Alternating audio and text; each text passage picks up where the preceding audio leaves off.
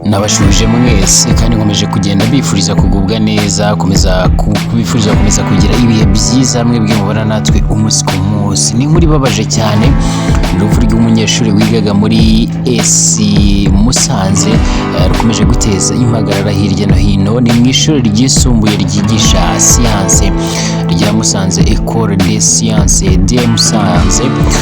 Haravugwa inkuru y'urupfu rw'umunyeshuri w'imyaka 12 y'amavuko witwa Umuhire Ange Cecile, bikekwa ko yabanje kwimwa n'ubundi uruhushya ngo ajye n'ubundi kwivuza cyangwa se kwivuriza iwabo, agasabwa n'ubundi kwivuriza mu ivuriro ry'ikigo muri rusange.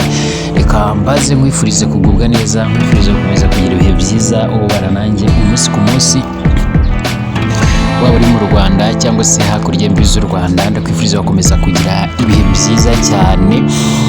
Nkwibutsa niba ari ubwa mbere dusuye, kanda subscribe kugira ngo tuzacikwa n'amakuru yacu agiye atandukanye tugenda tubagezaho umunsi ku munsi.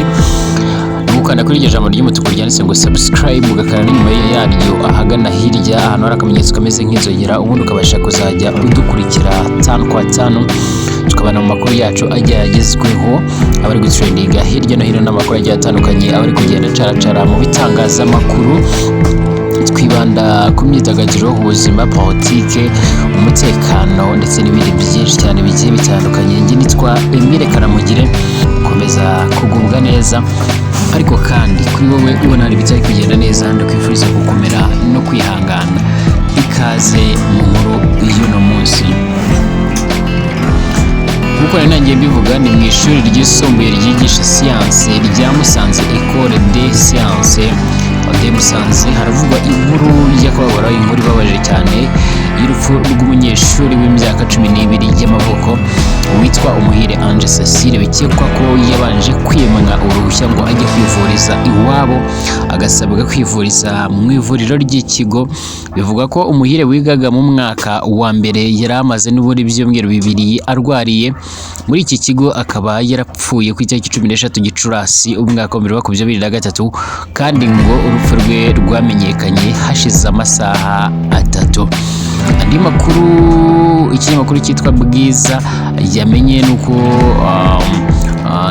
nuko nyine byari biteganyijwe ko Umuhire ashyingurwa ku itariki 14 Gicurasi, ariko iki gikorwa kikaba cyaramaze kuba cyasubikwa kugira ngo n'ubundi umurambo we ubanze upimwe hamenyekane ukuri ku cyatumye ubuzima bw'uyu mukobwa bubura, cyangwa se ku cyahitanye ubuzima bw'uyu mukobwa wigaga muri iri shuri. Twashatse kumenya icyo urwego rw'igihugu rw'ubugenzacyaha RIB ruri gukora nyuma y'urupfu rw'uyu munyeshuri. Umuvugizi warwo Dr Murangira Thierry yavuze ko iperereza ryatangiranye no guta muri yombi umuforomokazi warushinzwe kwita ku banyeshuri muri Musanze. Dr Murangira akaba umuvugizi wa RIB ati RIB yatangiye iperereza ku cyaba cyateye urupfu rw'uyu mwana umunyeshuri witwa Nyiramugisha Jeanne, umuforomo warushinzwe n'uri kwita ku bana muri iki kigo cy'ishuri. Ubu yafashwe afungiye n'ubundi kuri sitasiyo ya RIB ya Muhoza hariya i Musanze. Niba koko harabaye uburangare, haravugamo n'abandi muri iki kigo cy'amashuri bashobora gukurikiranwa cyangwa se bashobora gukurikiranwaho uruhare mu rupfu rw'uyu munyeshuri. Urupfu rutari kuvugwaho rumwe, ni inkuru ibabaje. Niba abaganga bataramwitaye kugira ngo babashe kuba bamukurikirana muri rusange, urumva ko ari ikibazo gikomeye cyane. Indi nkuru nayo yagaragaye i Musanze, inkuru nayo itangaje cyane, ivuga yuko n'ubundi umwe mu bayobozi yabashije kuba yahana umuturage mu buryo bukomeye cyane, cyangwa se mu buryo butangaje. Abaturage bo mu murenge wa Nkotsi, by'umwihariko abo mu kagari ka Bikara, barashinja bamwe mu bayobozi b'inzego z'ibanze barimo umunyamabanga nshingwabikorwa w'ako kagari cyangwa se n'aba mudugudu, bamwe mu bagize urwego rw'umutekano ruzwi nka DASSO, ndetse n'umukozi ushinzwe ubutaka n'imiturire mu murenge kubahohotera. Bavuga ko bahohotewe mu bihe bigiye bitandukanye bigera aho bihagurutsa izindi nzego zo hejuru ndetse n'iz'umutekano, ariko bikarangira n'ubundi badafatiwe ibyemezo ndetse n'ibifashwe n'ubundi ntibishyirwe mu bikorwa. Igiherutse gukorwa cyanahuruje inzego z'umutekano, naho umunyamabanga nshingwabikorwa w'akagari ka Bikara Jean Marie Vianney Mukezabatware yafashe urugi rw'inzu y'umuturage witwa Nyiramajyambere Patricia akarusudira ngo atinjira mu nzu, bityo bigatuma n'ubundi arara hanze n'abana be babiri. Intandaro ngo ni amafaranga 1000 y'umutekano.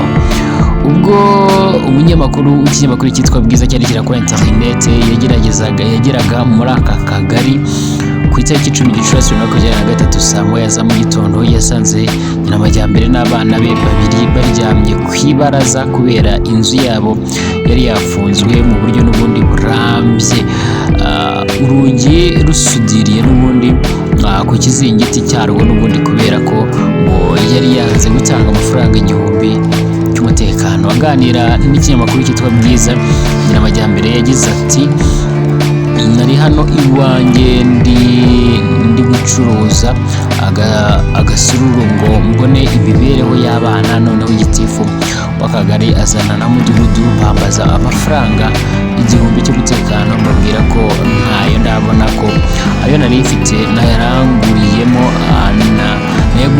abana ibikoresho by'ishuri, ariko ninyabona ko ngomba kuyatanga n'ubundi mwisanzwe.